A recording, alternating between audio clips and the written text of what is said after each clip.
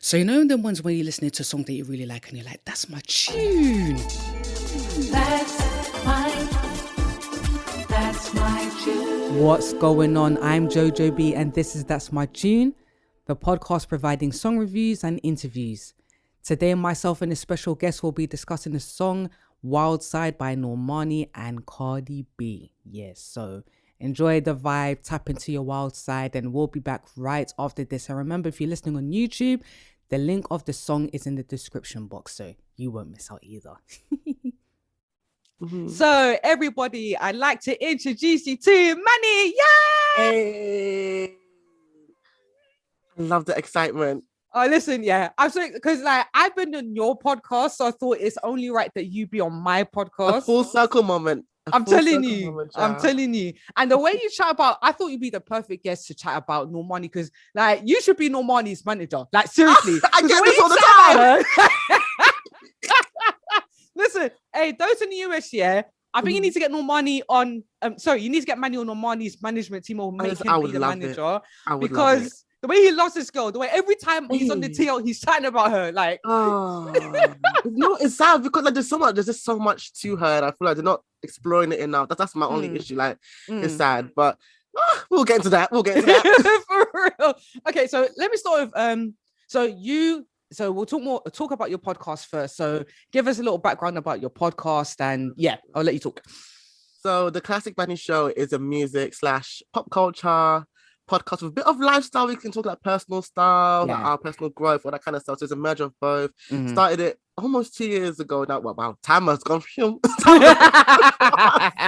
But it's been a very interesting journey going from YouTube to podcast and all that kind of stuff. But that's all I do. That's what I do. I'm happy to have you on that pod as well. I'm happy to have you on it as a guest. Oh, listen, it had to be done.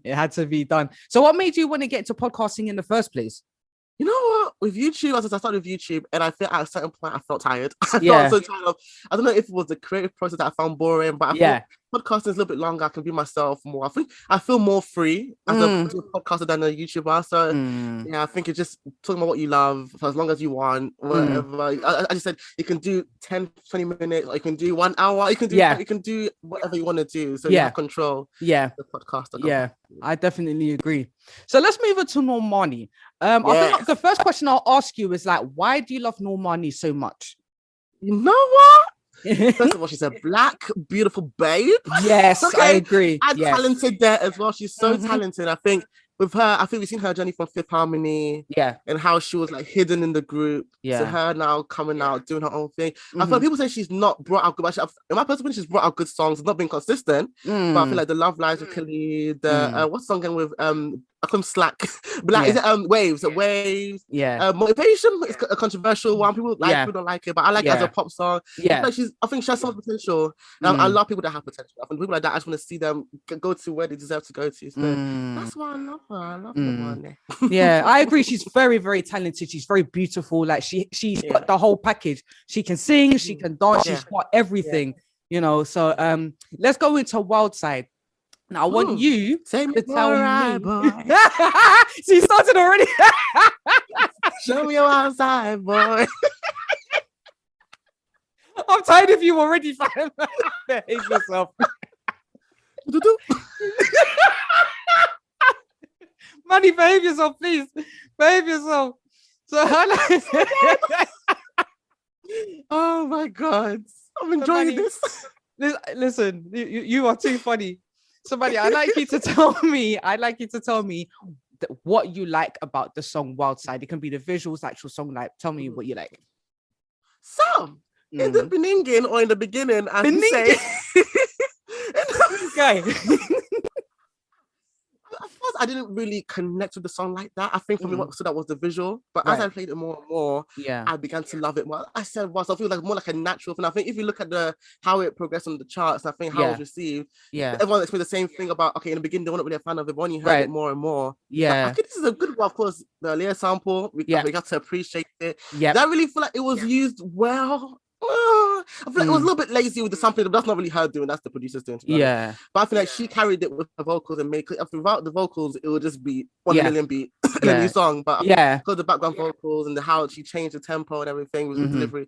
Yeah, I think the Cardi one, people didn't like Cardi on the song, but I like Cardi on the song. Did me a little turn around. Because you're just naughty, that's why. You're just naughty, that's why.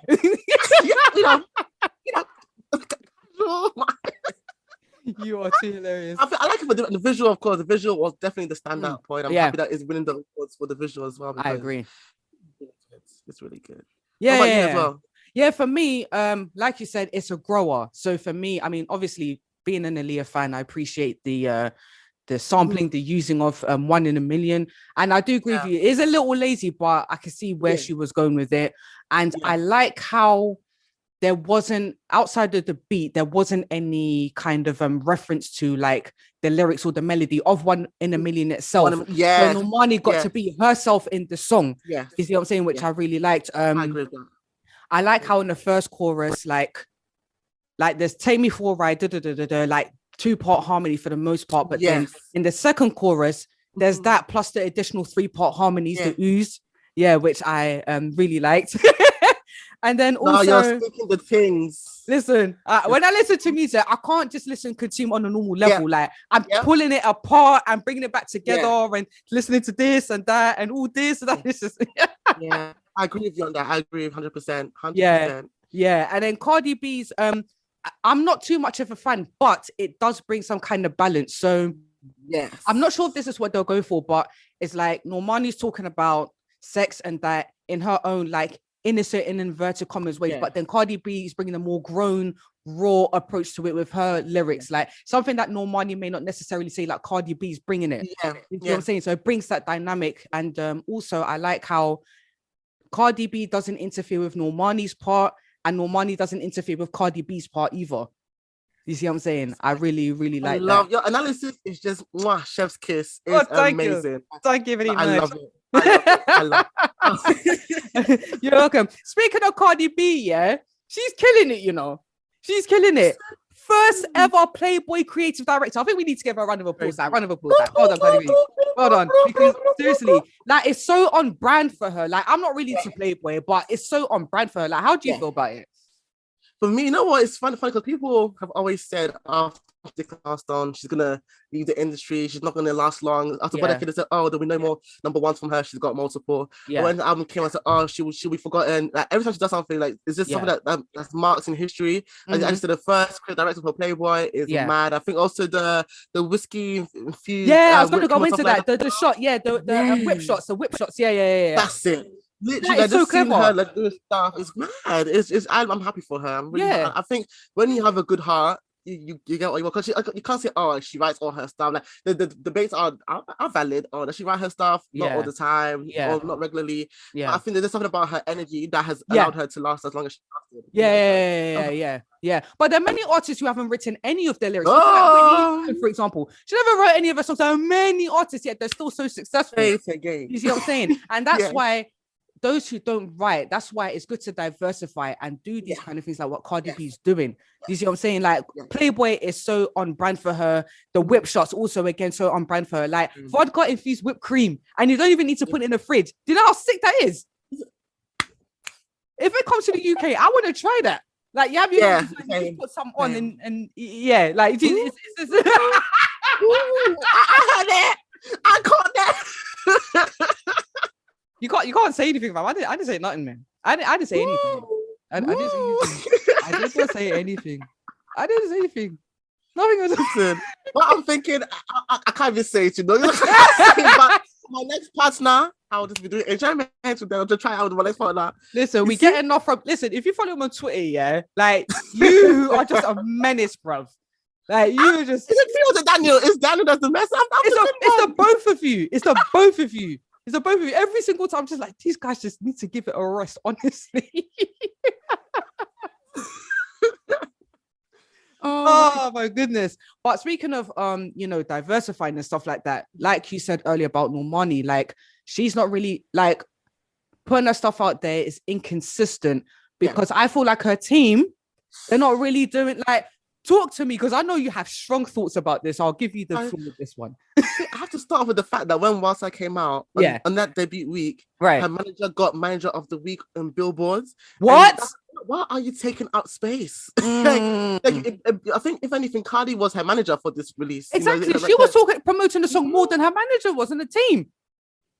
I feel like the way it grew on the charts on its own, I think it could have been like a good top 10 song. Yeah. If they had the push, like as I said, with her, she's a performer. Like, why is she not on the stages doing like giving us Jen Jackson, giving us the dancers, all the people that dance, they're always on stage. I feel like not been on stage enough for me. I feel like that's a very big problem. I think going back to even Cardi B as well, like Cardi B's success is down to her team. Like her style is on point, her management's on point. They know what is for her, what's not for her. All that kind. I feel like they've allowed so much to slip with Normani that it doesn't make sense. Like it's so upsetting. It really is. And for somebody as talented as her as well.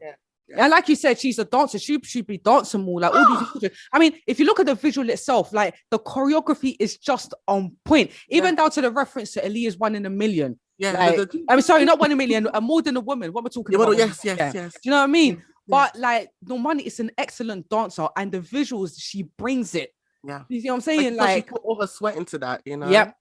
Yep. It's just, and even Normani, didn't she feature in WAP as well? Like towards the end, like she did a little, because she's such a dope dancer. Yeah.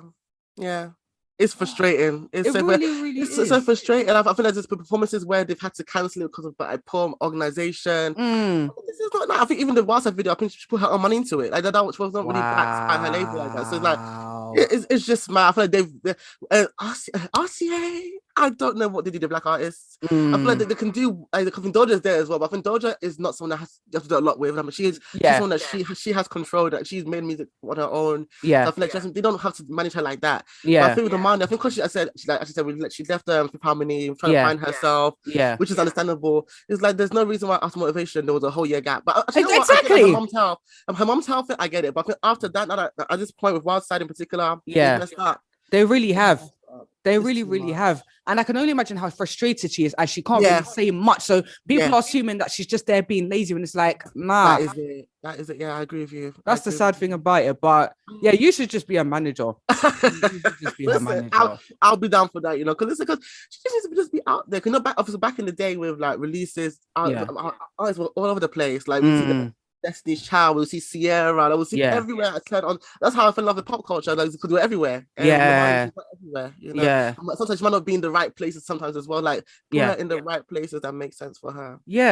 And it just comes down to labels and how they care for their artists, like sort of thing, and things like artist development. I think things like that are just lost in this industry. It's lost. You see that video of, is it Mariah the Scientist or stuff like that? The one where she was on stage, like a very pretty girl that was on stage, but she was just like, she was shaking. I was like, why is she on stage? She's not ready to be on stage. You know, I think it's probably with Bella as well. Another conversation. I was like, that was a very big priority for her, making sure that her songwriting was on point, that she was just like perfecting her vocals, knowing her weaknesses and strengths. That's how we can avoid having mess ups on stage. Because like back in the day, like artists went through grueling schedules. Like they'll spend 8 hours. I was watching a documentary on something to do with NSYNC and a few others. I can't remember it right now.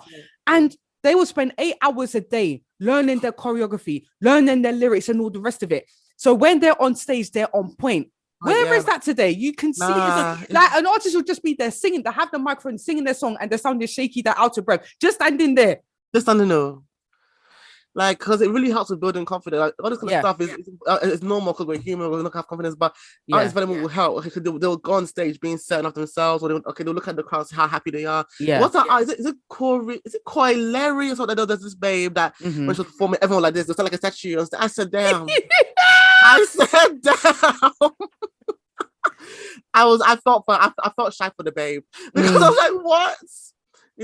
But I'm really for artist. I wish if I can get into that one day and really push the artist development for people, that would be great because that's what's missing. It's missing. It really is. It needs to come. Yeah, it really does. But You also mentioned that you're into pop culture, and one thing I've seen that you've really gotten into is Selling Sunset. I'm surprised you're kind of late with Selling Sunset. I've been to that time ago. About me? I'm late to the party. I'm always late to the party. Okay. I'm always late to because for me, I judged it incorrectly. I think I looked at it, I was like, oh, it's white people. I don't really want to watch them like that. Yeah. I'm not gonna get white people child. I watch a whole show about them. I didn't be like rich and obnoxious, but I feel like it's so. I think the merge of like real estate with drama, so effortless. It's beautiful. It's absolutely beautiful. Like, I can't remember what got me into it, but I don't even watch reality TV a lot like that. By Selling Sunset, it's just like you said, perfect combination. Real estate and just nonsense. I just love it. Yeah. It's just really put one together.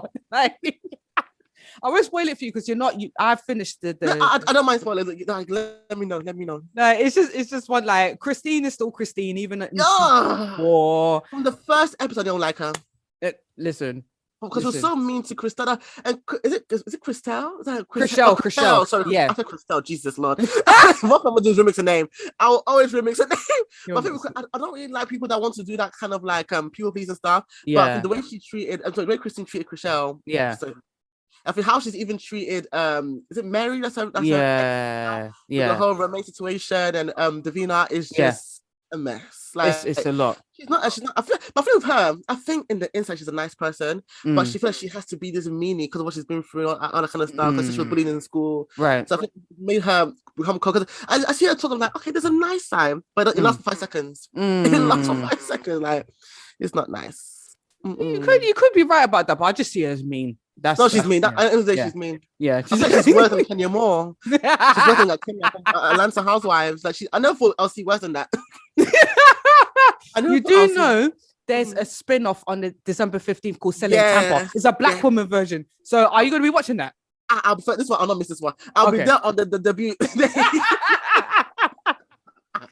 Good stuff. Yeah. I'm glad. I'm really, really glad. So, any closing words before we leave? Anything you want to say? Closing words. Keep on doing what you're doing. You're doing amazing things. Listen, it's not easy being a content creator. It really isn't. Push through. I think it's not about how we started, but how we continue, and you have continued so well. So literally keep on going, keep on being you, creating your own lane. Yeah. Thank you. Thank you. It's funny because you were like the main person I came to when I wanted to start the podcast. And I was like, oh, how do you do this? How do you do that? How do you do this? So I really appreciate the fact that you took the time to actually help me and give me advice, because some people would just be like, oh, I'm not going to tell her or tell him. This industry. Like, yeah, listen. So I really dark world. It's true, it's true. Yeah. But Manny, it's been wonderful to have you on my podcast. You've been wonderful. Thank you for having me. I'm grateful. I'm so grateful. You're welcome. You have a good rest of the day, yeah? My dear, you too. Yes, Manny, it was great speaking with you. Hilarious too. You are too funny. And that is the end of this episode. As usual, if you'd like to know more about That's My Tune, go on linktr.ee/TMT_podcast. You'll find all the social media. You'll find Spotify, YouTube. And if you'd like to email, it says that'smytunepodcast@gmail.com. I'll be back with another episode. Until then, enjoy this one and all the previous ones before that. Tell a friend, like, subscribe, and share. Just be cool in it. Bye-bye now.